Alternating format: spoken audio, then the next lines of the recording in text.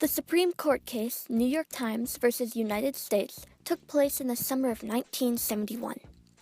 It was about whether the New York Times should be able to publish the Pentagon Papers, which were some documents including the history of the U.S. decision-making process of Vietnam policy, and a document related to the Gulf of Tonkin incident, a situation the government used to justify expanding their role in the war.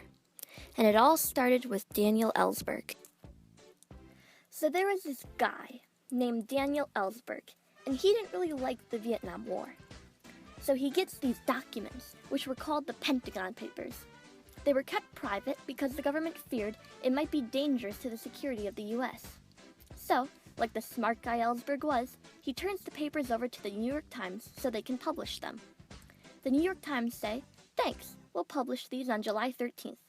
And they said that just loud enough for the government to overhear. So then, the government stepped in and said, "We're suing you for stealing all of our honey, or stealing our papers." Then, the New York Times were told on by the government, and they went to court. The case was heard on June 26th, and on June 30th, the Supreme Court let the papers go to the press. The court ruled in favor of the New York Times. All 9 justices had opinions on it. 6 were in favor, and 3 were not. The ones in favor stated that the government shouldn't have been in conflict with the New York Times because it was going against what was stated in the First Amendment, which stated that the press has freedom to do press things. The court could also not say that the release of the papers would be an immediate danger to the American people's security.